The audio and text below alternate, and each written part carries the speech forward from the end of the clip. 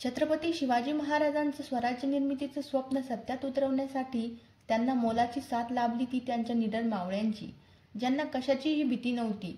जोवर आपला राजा बरोबर आहे तोवर आपण मोठी मजल मारू शकतो, हे जणू त्यांनी स्वतःच्या मनावर बिंबवून घेतलं होतं. या भावनेतून आणि त्यांनी रचलेल्या शूर पराक्रमाच्या गाथांमधून उभं राहिलं हिंदवी स्वराज्य.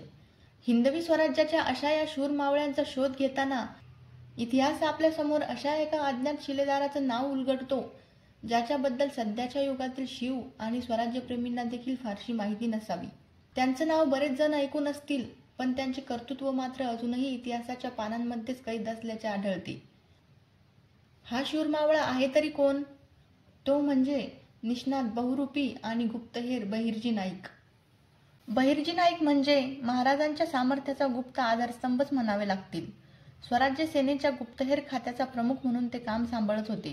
या गुप्तहेर खात्याच्या सहाय्याशिवाय शत्रू प्रदेशामध्ये मोहिमा आखणे जवळजवळ अशक्य होते, कारण शत्रूच्या गोटातील हालचाली, तेथील प्रदेशांमधील महत्त्वाची ठाणी, महत्त्वाच्या व्यक्तींची कमकुवत स्थाने आणि युद्धप्रसंगी रामबाण इलाज ठरेल अशी एखादी गुप्त गोष्ट, हे सर्व शोधून काढण्याचे महत्त्वपूर्ण काम गुप्तहेर खाते करत होते.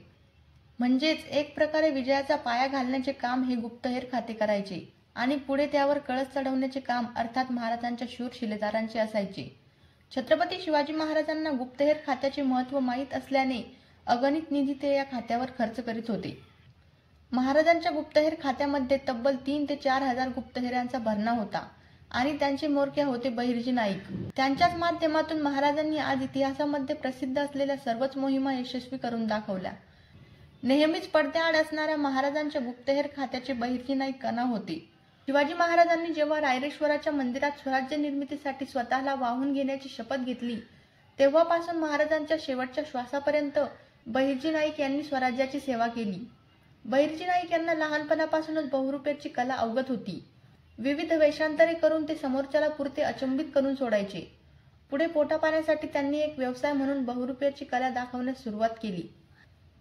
तेव्हा एका क्षणी महाराजांची आणि बहिर्जींची नजरानजर झाली आणि पहिल्याच नजरेत महाराजांनी हा व्यक्ती खेळ करण्यासाठी नव्हे तर शत्रूच्या गोटात राहून त्यांना खेळवण्यासाठी जन्माला आला आहे हे ताडकन ओळखले आणि बहिर्जींना आपल्या सेनेत सामील करून घेतले. वासुदेवापासून ते भिकाऱ्यापर्यंत अगदी कोणताही वेश म्हणा, बहिर्जी कोणाची अगदी उत्तम नकल करीत होते. एखाद्या व्यक्तीने त्यांना एका वेशात पाहिले आणि नंतर अगदी काही मिनिटातच दुसऱ्या वेशात पाहिले तर त्याला ते किंचितही ओळखू येत नव्हते. इतका जबरदस्त वेश ते पालटायचे. बहिर्जींकडे फक्त वेषांतराचीच कला होती असे नाही, तर समोरच्याचा आपल्या शब्दांनी वेध घेऊन नकळत सर्व माहिती काढून घेण्याचे कसब त्यांना पुरते अवगत होते. चक्क दिल्लीचा बादशहा आणि विजापूरचा आदिलशहा यांच्या महालात ते वेषांतर करून फिरत होते. जराशीही शंका आली तरी समोरच्याला शत्रू पक्षाचा माणूस ठरवून देहदंड देणाऱ्या या सुलतानांची भेदक नजर कधीही बहिर्जींचा ठाव घेऊ शकली नाही. यातच बहिर्जींची असामान्य कर्तृत्व सामावले होते. शिवाजी महाराजांनी गुप्तहेर खात्याची सर्व सूत्रे बहिर्जींकडे दिली होती. बहिर्जी देखील अतिशय प्राणपणाने ते खाते चालवत असत. त्या खात्यावर त्यांचा पूर्ण वचक होता. खोटी माहिती देणाऱ्या आपल्या खात्यातील सहकार्यास कडेलोट दिला जाईल अशी सक्त ताकीद बहिर्जींनी दिली होती. त्यामुळेच महाराजांचे गुप्तहेर खाते कार्यक्षमपणे कार्यरत असायचे. बहिर्जींनी गुप्तहेर खात्याची एक सांकेतिक भाषा विकसित केली होती. ही भाषा केवळ गुप्तहेर खात्यालाच कळत होती.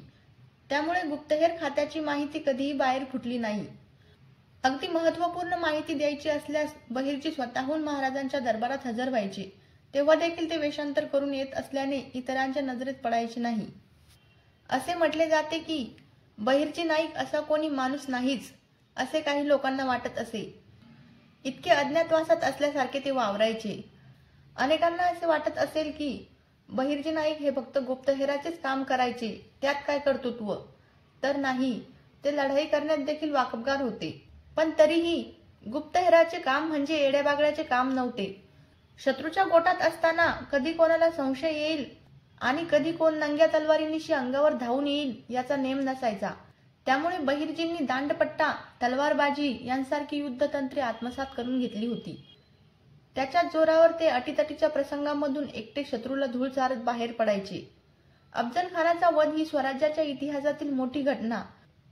त्यात बहिर्जींनी फार मोठी कामगिरी बजावली. अफझल खान महाराष्ट्राच्या भूमीत आल्यापासून बहिर्जी त्यांच्यावर नजर ठेवून होते. वेळ पडली तर त्याच्या गोटात घुसून मिळेल ती महत्वाची माहिती काढून ते महाराजांपर्यंत पोहोचवत होते. अफझल खान हा शिवाजी महाराजांना संपवण्यासाठी आला आहे हा निरोप पोहोचणारे देखील बहिर्जीच होते. या निरोपानंतर महाराजांनी आपली खेळी बदलली आणि खानाचा शेवट कसा झाला हे वेगळ्याने सांगायची गरजच नाही.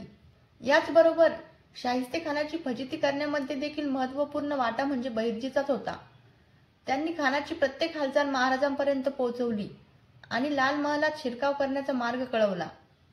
महाराजांना चकवू पाहणाऱ्या कारतलब खानाचा डाव देखील बहिर्जींनीच उधळून लावला. कारतलब खानाने कोकणात जाण्यासाठी बोरघाटाऐवजी उंबरखिंड निवडली आणि ही माहिती बहिर्जींना कळता क्षणी त्यांनी तातडीने महाराजांना कळवली. महाराजांना ही माहिती मिळताच त्यांनी आपले सैन्य उंबरखिंडीमध्ये पेरले आणि पुढे कारतलब खानाच्या 20,000 सैन्याचा उंबरखिंडीतच धुव्वा उडवला. प्रत्येक वेळी बहिर्जींच्या अचूक आणि भरवशाच्या बातम्यांनी महाराजांचे विजय झाले. त्या काळी कोणतीही साधने नसताना बिनधोक शत्रूच्या छताखाली वावरून गुप्त माहिती मिळवणे किती कठीण असेल, पण बहिर्जी आणि त्यांच्या गुप्तहेर खात्याने कशाचीही तमा न बाळगता प्रत्येक वेळेस हे कार्य सिद्धीस नेले. शिवरायांचा तिसरा डोळा म्हणून त्यांना इतिहासामध्ये दिली गेलेली उपाधी सर्वच दृष्टींनी सार्थ ठरते. छत्रपती शिवाजी महाराज यांचा तिसरा डोळा म्हणून गुप्तहेर बहिर्जी नाईक यांचे नाव घेतले जाते. महाराजांसोबत अनेक हिरे होते. याच हिरकांच्या कोंदणातील एक हिरा म्हणजे बहिर्जी नाईक होते. बुद्धिचातुर्य, शौर्य, स्वामिनिष्ठा, प्रखर राष्ट्रप्रेम या गुणांचा अपूर्व संगम म्हणजे बहिर्जी नाईक होते.